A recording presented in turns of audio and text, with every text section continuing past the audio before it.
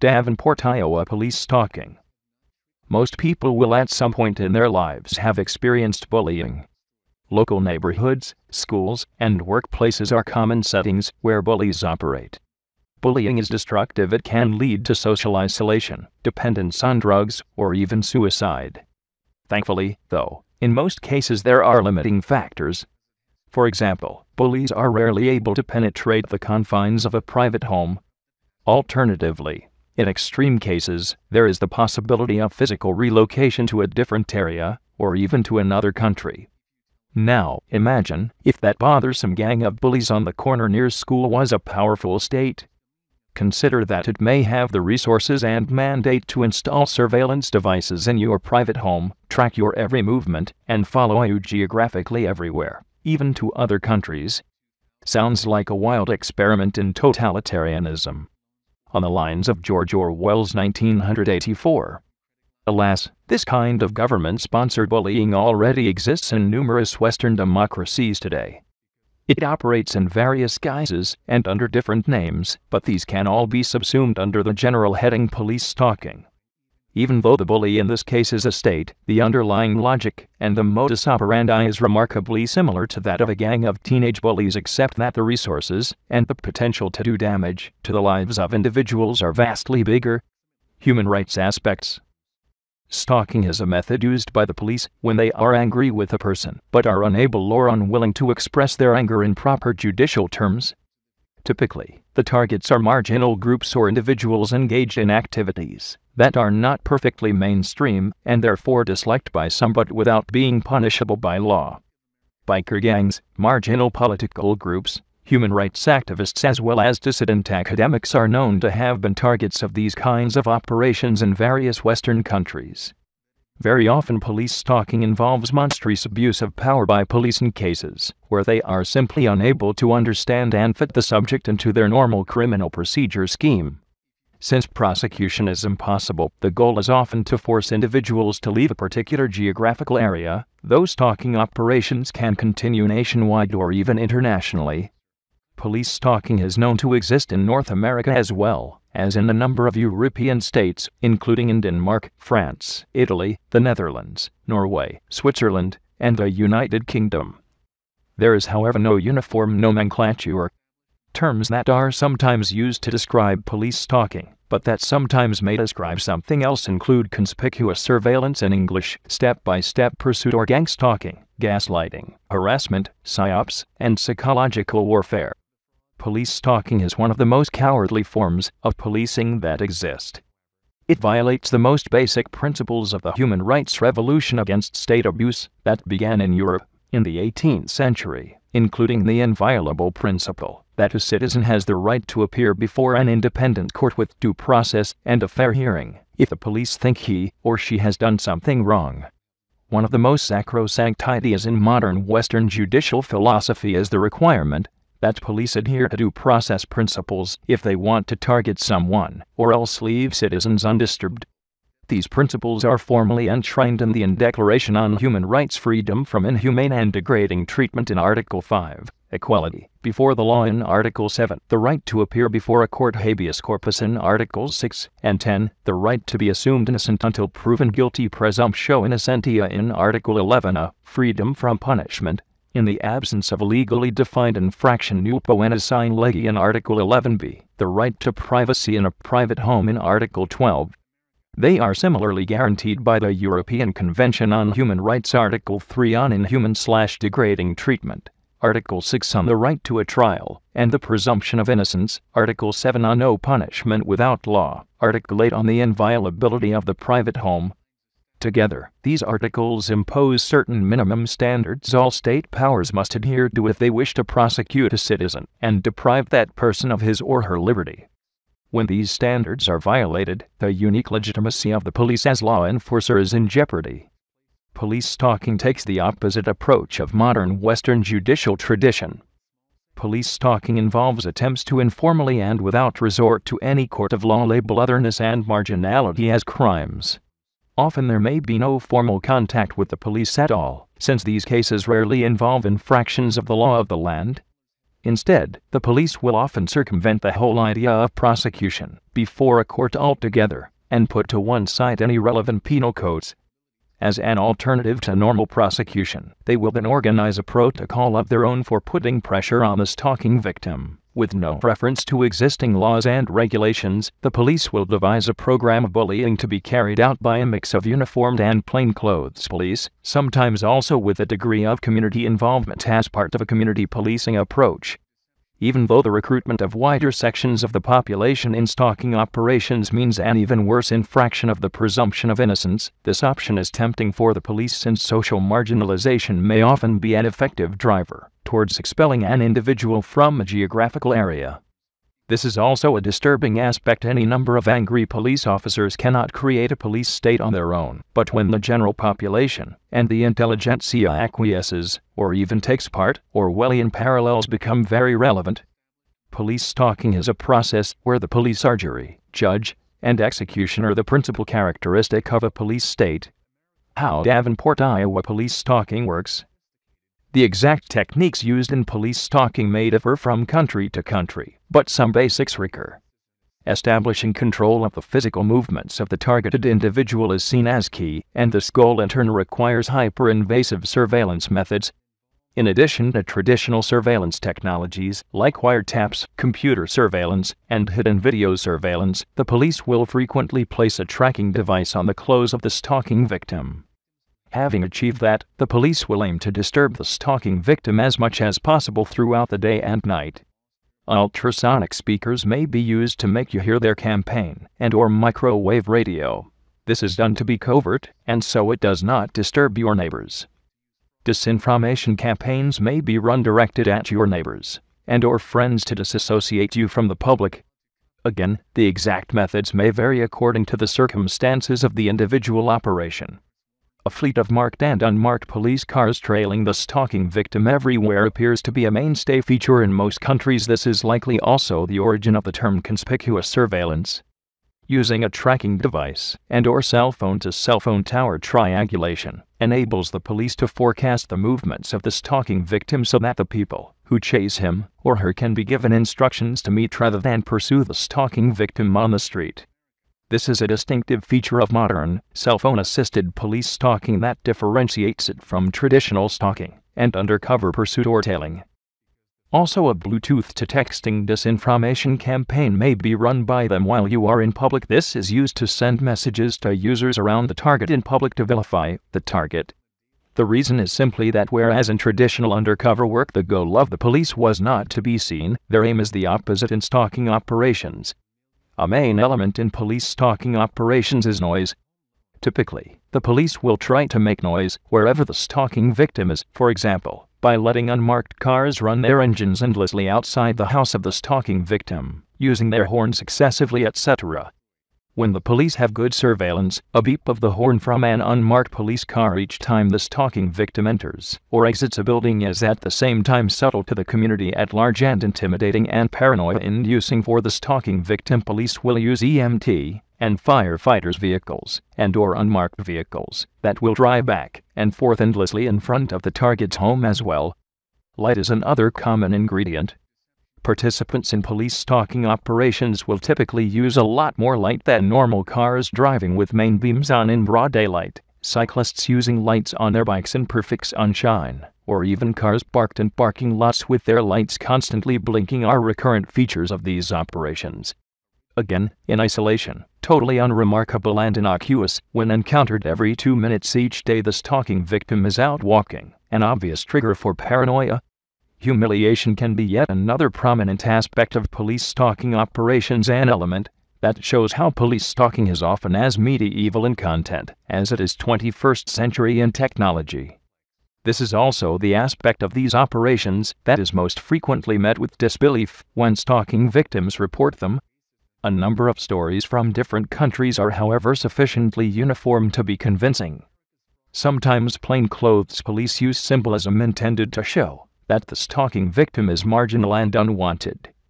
For example, they may stage street theater with people simulating blind or handicapped people constantly congregating around the stalking victim.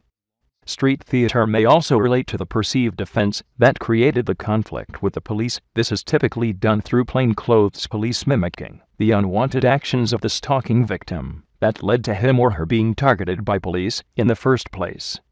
Finally, sleep deprivation is in some countries another important element in police stalking.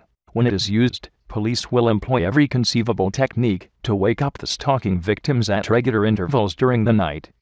Obviously, the exact methods depend on where the stalking victim resides, but common methods include the use of cars outside the home of the stalking victim as well as slamming with doors and banging on adjacent walls. Almost all police stalking methods constitute human rights violations, but the invasion of a private home is perhaps the feature of these operations that is most glaringly at variance with modern European interpretations of the right to privacy, which tend to define the home as an inviolable precinct where each individual may have the right to be fully himself or herself, away from the public sphere, and shutting the world out entirely. Niemitz versus Germany, 1988. Forced sleep deprivation is described as inhumane by a majority of judges and as torture by a minority at the European Court of Human Rights. Police stalking and community policing. The involvement of society at large in police stalking operations may also differ according to context. In some countries, the privacy violation involved in sharing information about fellow citizens is taken seriously by the police. As a consequence, the stalking is mainly carried out by a mix of uniformed and plainclothes police. In the United States and other countries, limited segments of the local community may be involved, for example through the employment of other emergency services in the stalking patrols, fire engines and ambulances. Cooperation with shopping mall security guards. These may be asked to behave in an intimidating way towards the stalking victim, or even services providers, more broadly supermarkets, restaurants, and, where applicable, hotels. An advantage for the police is that people in low-income jobs will often feel gratified when asked to help the police with something, and without thinking about the judicial and human rights aspect will gladly make some extra noise in their office or restaurant for the good cause, until the stalking victim feels so intimidated that he or she moves somewhere else. The near-universal knee-jerk preparedness among large parts of the general population in many countries to do anything the police asks without considering the legal aspects of these actions, i.e. being accessory to an act of stalking, is a sad but very prominent feature of many so-called liberal societies today. In police stalking involving the society at large, each act of intimidation may be much less hurtful than what is commonly seen in a bullying situation. The whole point is to induce paranoia by repeating seemingly commonplace incidents endlessly, in what becomes a familiar pattern, at least to the stalking victim. For example, in addition to making deliberate noise, people at shops may be instructed to greet the stalking victim in particular ways, for example by compulsively using something like a "have a nice day" greeting, which is very common, but surely not universal in most languages. There may be bogus emergency calls to places visited by the stalking victim, with fire engines or ambulances showing up where the stalking victim is for no good reason. An alarm goes off each time the stalking victim enters a shopping center. This is caused by an interaction between the tracking device hidden on the stalking victim's belongings and/or microwave emitters directed at the target, interfering with the electronic theft protection system of the shop. A clearly arranged succession of cars with blinking lights will line the streets wherever he or she goes. These are plausible incidents, just mildly out of the ordinary. Except that in a police stalking setting, on every corner there is a little oddity greeting the stalking victim. In this way, despite the seemingly innocuous and everyday character of each individual act of intimidation, the cumulative effect is bigger than in traditional bullying, given the far greater scale of involvement. The most depraved variants of police stalking involve large sections of a local community who may take part in the stalking patrols, assist the police in disturbing the stalking victim with noise in their local neighborhood, such as driving aggressively around the victim, or receive instructions to address the stalking victim in particular ways. At least one EU member country, and the United States, is known to practice this most totalitarian variant of police stalking, which conceptually seems somewhat related to social isolation methods reported from communist East Germany. Another disturbing aspect of many police stalking operations are the crude attempts by the police to signal stigmatization and marginalization by deliberately parading disproportionate numbers of physically and mentally handicapped people in street theater designed to humiliate the stalking victim.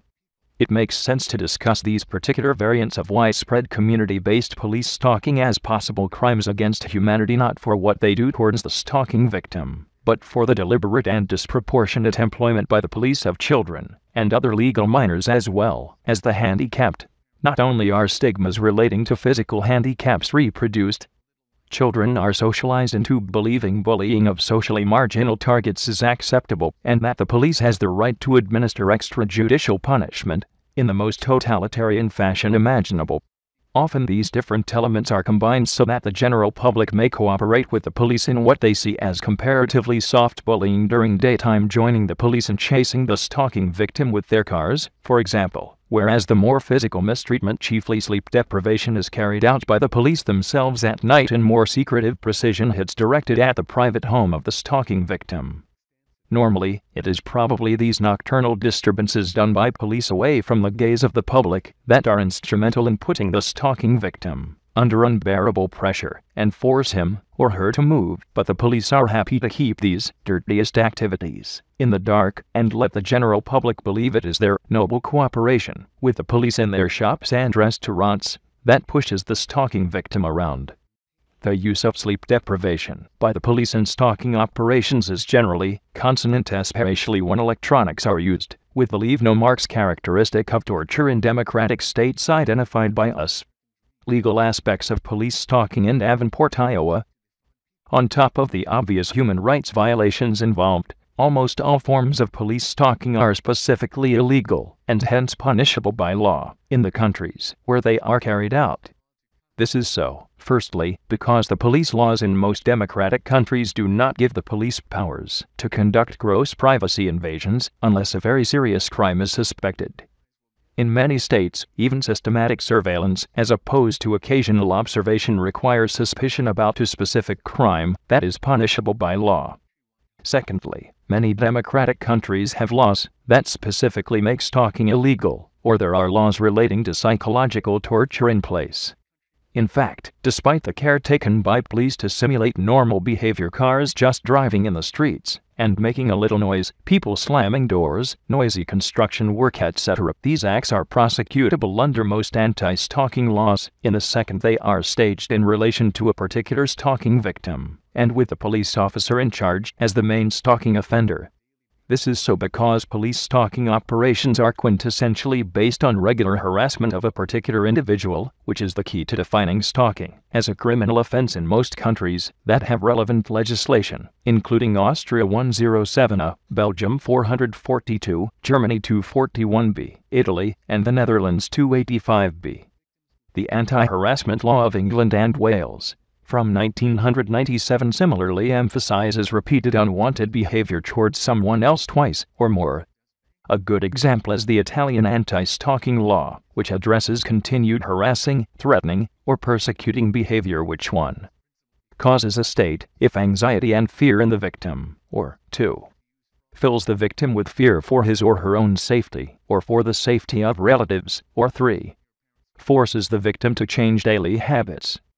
It is immaterial in this respect whether each act of intimidation in police stalking may be legal in isolation.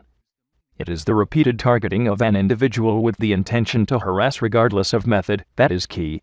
For example, driving a car in broad daylight with full headbeam lights, a common practice for cars participating in police stalking, may not be illegal if a person does it by mistake. Conversely, once a police officer tells a citizen to turn on high beam lights in order to intimidate or terrify a fellow citizen, that police officer will in most countries be liable to prosecution for a stalking crime. If a citizen goes along with the order, but without knowing the reason or intent, it may be a case of unknowing collaboration in organized stalking, and as such may not be punishable by law for that citizen. However, once he or she knows there is a deliberate intention to stalk, turning on the headlights of a car will become punishable in most countries also for the collaborator who responds to a request from the police to participate in something he or she knows or should have known is illegal. In this respect, one could argue that many European penal codes in theory offer somewhat enhanced protection towards police stalking. This is so because the anti-stalking laws of many states in the US also require the presence of specific and explicit threats often absent in police stalking as part of the definition of stalking. On the other hand, Denmark appears to offer little protection since its anti-stalking law is hinged on the existence of an individual anti-stalking order by the police. Generally speaking, the minimum demand in stalking legislation worldwide is regularity of harassment, and then with some various added preconditions in countries with more liberal laws explicit threats, in the US, a specific warning by the victim that the stalking must stop in Belgium, etc.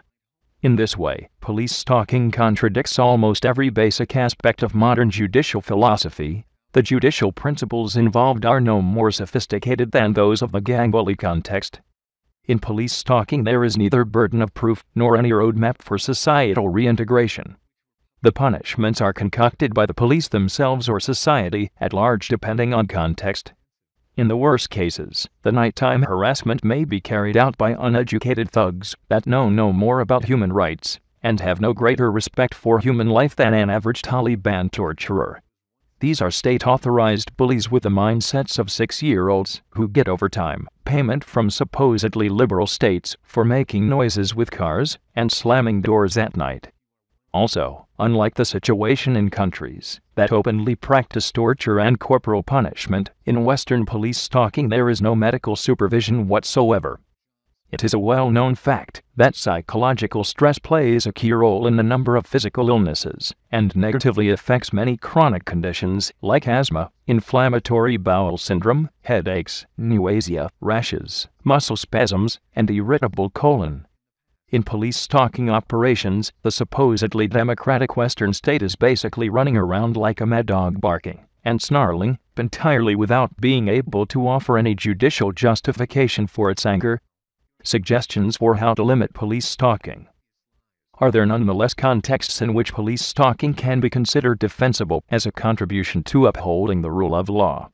In a geographically limited, third world setting maybe. There may be a perception in local community that there is some kind of unusual behavior that is seen as a nuisance, but that nonetheless does not lend itself easily to criminal prosecution. Faced with requests from the general public to do something, the police may feel powerless and frustrated. In this kind of context, it is not understandable why the police may turn to limited variants of stalking in public areas as a preventative strategy. At the same time, though, there should be limits to the application of this kind of strategy with reference to the imperatives of international and human rights principles. In the first place, police stalking should be strictly banned from the public sphere. Police stalking should never target anyone inside their private home or when they are in uninhabited areas. Where there are no potential victims, there is also no possible preventative justification. The very minimum criterion for the application of conspicuous surveillance strategy must be that there actually exists someone that needs protection from the perceived problem of potential victim. Said with different words, in a democracy and a Reichstag, in the absence of clearly defined preventative or investigative goals, the caravan of a gang member should be as inviolable as the residence of the Prime Minister or the President of the United States. Sleep deprivation per definition has no preventative value since the chances of undesirable behavior inevitably is greater when the stalking victim is awake than when he or she is sleeping. Actually, the widespread police maxim of being the boss on the street might actually offer a good rule of thumb as regards police stalking. The corollary to that ideal, of course, is that it is not the business of the police to invade private homes or follow people into uninhabited areas, unless there is suspicion about a specific, legally defined crime. Precisely because conspicuous surveillance methods are gray zone territory, they themselves need to be monitored especially closely. Those who participate in stalking operations should be subjected to continuous surveillance and should be prompted to provide judicially sound explanations for what they are doing. When a plainclothes police officer runs his car engine for hours outside the house of a target at night, he or she should be able to explain how those actions relate to existing European human rights jurisprudence. These considerations also have geographical dimensions. If a conspicuous surveillance strategy is applied to a case of judicial ambivalence, or to what the police perceive as a judicial vacuum, we are per definition in gray zone territory. Accordingly, if the target of such an operation decides to move geographically to a new jurisdiction, or even to a new country, it goes without saying that the presumption of innocence must be re-established subsequent to that migration, and a clean slate offered. Inevitably, the longer the stalking goes on and the wider the area it covers, the more the whole operation assumes the character of a purely extrajudicial punitive act with no preventative dimension whatsoever. And police stalking is nothing more than conviction and punishment, without judicial due process. Under no circumstances should a gray zone, judicially vague or even extrajudicial decision from one country serve as basis for the imposition of a global stigma, for which individuals are persecuted across the world, without once being granted the right to defend themselves before an independent court. It is just plain wrong if the threshold for prosecuting someone in a particular country is higher than for subjecting a person to a global persecution regime based on vague suspicion that has never been tested before any court. If the police choose to create state-sponsored vigilantism, it should at least stay true to the original concept of vigilantism, which may be savage and reactionary, but which at least is limited geographically to a particular location. To use a parallel, declaring someone an outlaw was a common practice in the Dark Ages. However, medieval culture also had a relatively humane end game in store for outlaws' exile and a new start. Finally, it should be an unalienable principle that gray zone methods, like police stalking, are only employed as a last resort, when other methods that are less invasive in terms of human rights violations have been exhausted. This is logical both with reference to subsidiarity, as a general principle, and in view of the basic idea of societal reintegration in modern theories of justice. Indeed, in a number of countries, the police law officially enshrines this kind of gradual approach as a general principle, and a duty for the police, Norway being a case in point. There simply cannot be any excuse for making the radical step from vague suspicion to global persecution without even once trying some of the less radical options in the toolbox of the police, including establishing a dialogue through a normal conversation with the suspect. In many cases, a simple verbal warning that a person is about to become the object of the police's interest would make that person think twice about any unusual activity he or she is engaged in, regardless of whether it can be legally justified or not. No one wants conflict with the police if it can be avoided. Historical perspective and ways forward. In historical perspective, of course, police stalking represents a deplorable step of retrogression from the modern judicial standards that were introduced in the Western world during the Age of Enlightenment in the 18th century. To appreciate just how antiquated some modern police stalking methods are, consider the fact that the same French revolutionaries who abolished death penalty by breaking on the wheel Catherine wheel limited public shaming offenses, e.g. the pillory, to 3 days maximum. Contemporary police stalking operations typically go on for months, or even years. It seems clear that this sorry reversion to pre-1789 standards of Western policing was spearheaded by big city undercover police in Europe and North America in the late 20th century. It is, however, with the technological advances of the last decade, perhaps in combination with an increasingly apathetic intellectual class in the post-2001 period, that the most totalitarian variants have been developed.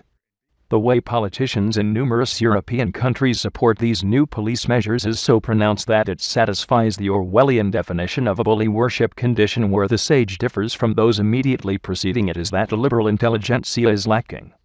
Bully worship, under various disguises, has become a universal religion. It cannot escape notice that many of the countries that practice police stalking have constitutions that are far less explicit in their protection of basic human rights, and the French Revolutionary Charter was. Today, key judicial human rights concepts such as the presumption of innocence seem to be boilerplate items whenever a third world state turns democratic, but they may well be in need of explicit reinsertion into many old democracy constitutions of first world countries that seem to lazily rely on good reputations instead of actually taking the spirit of the UN and EU human rights articles seriously. In police stalking cases, it is certainly alarming to see how few European and United States citizens are actually aware that extrajudicial punishment by the police is one of the deadliest sins of the modern democratic and liberal state. You can understand it when people who are in a difficult personal position cooperate with the police since they feel they need a good relationship with them. But that students, the intelligentsia, and even people who may talk in academic terms about human rights should be so prepared to participate raises serious question about the current state of Western liberalism. So far, the literature on police stalking is limited. Only a few cases have been brought before the court. The Netherlands has some examples, and so far the European Court of Human Rights, where these cases rightfully belong, has yet to hear any cases. To some extent, this may be so because stalking victims are unwilling or unable to tell their stories to a wider audience. Also, there appear to be considerable efforts on the part of the police to discredit testimonies from police stalking victims. By way of example, there is a whole genre on the internet devoted to targeted individuals, which probably includes some real victims of police stalking, but which nonetheless may be dominated by imposters seeking to discredit police stalking victims by including some truly unbelievable elements in their stories. Additionally, these cases of police mistreatment are notoriously difficult to document given the extreme symmetry between the stalker and the stalking victim in cases where it is a powerful state that is the offender. Perhaps the best way to study modern police stalking then is through language. In this respect, Northern Europe stands out as having a particular potential because of the marked dualism of the behavior of the police in these countries. On the one hand, the police forces of several Northern European countries and the United States take part in some of the most repressive stalking operations that are known to the Western world. On the other hand, though, those same police forces are eager to come across as democratic and transparent organizations, which means some of their representatives often go on record in public debate and comment on methods used in stalking operations.